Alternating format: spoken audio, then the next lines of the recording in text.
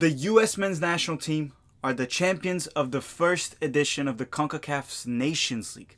And a big congratulations to both teams because, man, it was one heck of a game, right? Emotions, everything. Crazy. Guardado missing the penalty kick at the end. Diego Reina scoring. Ethan Horvath coming off the bench to be the hero. Giovanni Reina scoring, coming up big. Weston McKennie. Oh, okay, we're going to talk about all of it.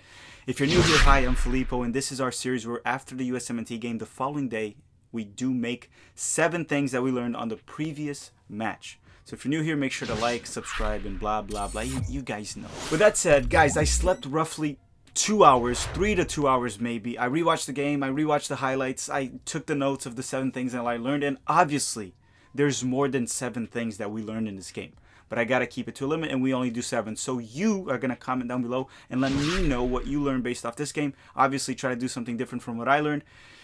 But man, it feels good to be an American today, for sure. With that said, a special shout out to Jeff Bell for the title, Tactical Takeaways. This will be the name of the series. I put it on the title, obviously, so special thank you to Jeff Bell for the creativity. Now, prior to this game, I did make a tweet of a few things we had to see in this match to win. Did we get all the things I tweeted? No, but we got the win. Let's go through this tweet real quick before we start. So what I tweeted out was, to win this match, we would need a fired up Weston McKennie, which we got that. An inspired Giovanni Reina, we also got that. And Tyler Adams with Icy Hot, with eventually in the game we did get Tyler Adams in with Icy Hot, so he could play. And a CONCACAF John Brooks, which we got at that as well. Now, we did not get a Brazilian Dest, and we did not get a Tommy Asga, unfortunately. Last but not least, we needed Christian Pulisic to lead the way, and he didn't have the best game, but he did lead the way at the end, and we got the win. With that said, let's go to the 7 things we learned this match. Boys, girls, let's do this.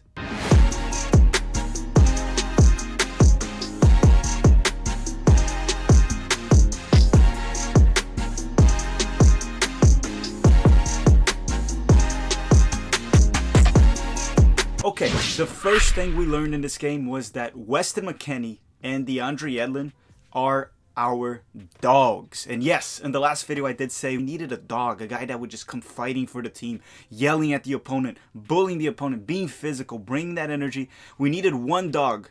We got 2. These 2 brought it in last. And I know a lot of the players had great energy. They put in the effort, but DeAndre Yedlin and Weston McKennie just brought something different into that game. They were the dogs we needed, and they are a big reason we got the win, especially Weston McKennie.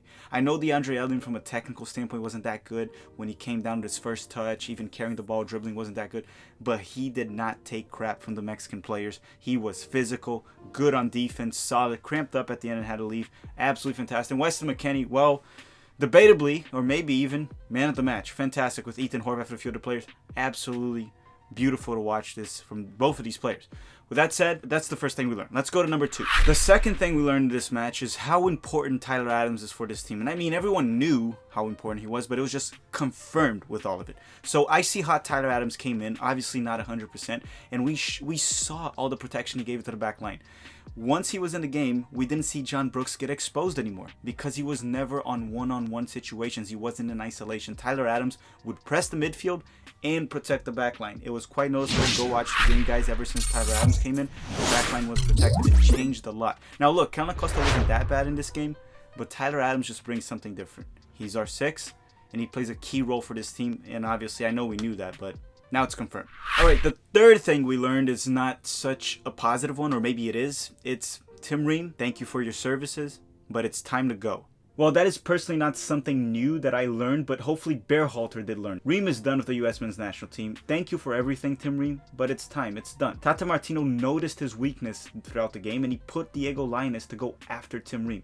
It worked, and Mexico was rewarded with a goal. Berhalter quickly noticed and reacted to it, so props to Berhalter for reacting, even though I thought it was a little bit late. But he shouldn't even start in the first place, so Tim Ream shouldn't even started, so it was Berhalter fixing his mistake. I would have much rather seen Miazga play. With that said, hopefully Berhalter learned his lesson, and Tim Ream should not be in the U.S. men's national team anymore, but it was a nice way to come out with a trophy. The fourth thing we learned, and this kind of makes me wonder if Greg Berhalter was actually watching our previous video.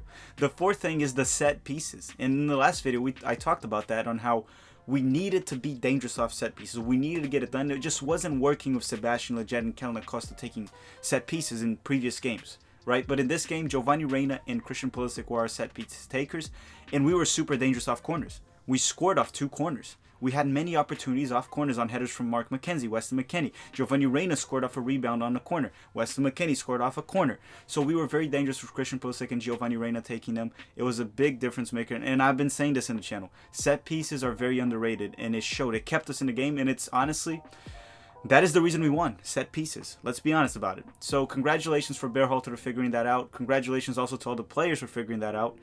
And man, I guess we move on, and hopefully we can continue to take advantage of it. All right, the 5th thing that we learned was that Berhalter is actually truly willing to try different tactics and to try to play with 3 in the back. And yes, I know he did try that against Northern Ireland, but that was a friendly. And what I mean by that it was a friendly, is he's willing to try the 3 in the back on a final against Mexico. So that means he believes that formation can work. So obviously he believes in the 4-3-3, as we saw against Honduras. Didn't go well, but he believes in it.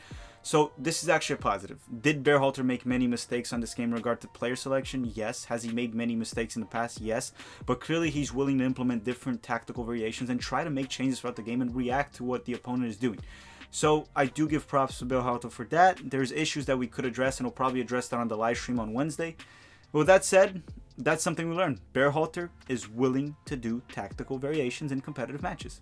All right, the 6th thing that we learned, and it's the second to last, there's only one more after this one, is that Pulisic led the way. But what I learned from that is that probably Giovanni Reina is our best player in the future. That's what I learned in this game. Giovanni Reina is likely our best player. This kid is a stud. For the 2 games, he was probably our best player. The fighting spirit, the talent, the creativity, goal. The kid is only 18, and he was absolutely fantastic in both matches. Scored a goal, created plays, got fouled, carried us on offense. And when Berhalter made a mistake of subbing Reina out for Sebastian Lletget against Mexico, for whatever superstitious reason he did that, our offense drastically dropped. I truly believe we learned that Pulisic is amazing, but Reina is likely our future best player, and that's what I think. So yeah, pretty much what I learned from this is Giovanni Reina is the player that has the highest ceiling in the US men's national team. Also, for the same section, I want to point out that Ethan Horvath might have earned his starting position for the US men's national team. He was absolutely brilliant against Switzerland and absolutely brilliant against Mexico. His distribution was better than Zach Steffen, and his shot stopping ability was as good, if not better as well. He will find a club to start off the season in Europe, very likely, and he'll likely start for whatever club he picks.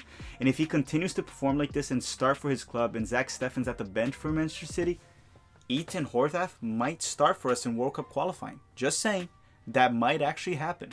Okay, last but not least, the 7th thing that I learned in this game, and I mean this has been talked about for a while, but now it's confirmed to me, is we don't have a true 9 yet. Yes, Josh Sargent just wasn't good enough in this tournament. It wasn't good at all, if I'm going to be fair, besides his defensive skills. If anything, he was a pretty good center back, to be honest.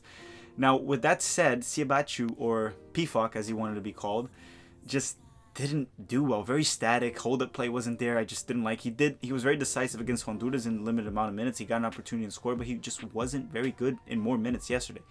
With that said, I think it's time to give Daryl DK a chance. I think it's time to give Matthew Hoppe a chance. And look, I haven't given up on Josh Sargent. He's 21 or 22, I believe. DK's young, Hoppe's young. We will find our 9. They're just all very young, and we need to see who will live up to their potential. Maybe more than one, and we'll have options. But I am 100% sure we will find our 9 very soon. We just haven't found it yet, and Josh Sargent cannot be a lock-in starter based off these performances. With all that said, those are the 7 things I learned this game. I loved it. I loved watching Greg Berhalter play defense as well. That was just awesome to watch. The game was exciting, a lot of emotions. One of the most legendary USA-Mexico games I have ever watched. I just absolutely love to see it. I think you guys enjoyed it as well, and thank you very much everyone for the support. The live stream was absolutely awesome. The content doesn't stop. The USMNT goes forward. We won a trophy. We beat Mexico, and we're going to keep marching on. We've been doing great. The future is now, and the US men's national team is looking brighter than ever. Our players found a way to win. The mentality was there. I was absolutely wrong about it. We do have a strong mentality, and this team is a winning team. With that said, I want to thank you all guys very much for watching. Thank you very much everyone that tuned in. Make sure to hit the like button before you end the video. Make sure to subscribe, blah, blah, blah. You guys know the deal. Thank you for watching, and have a great day.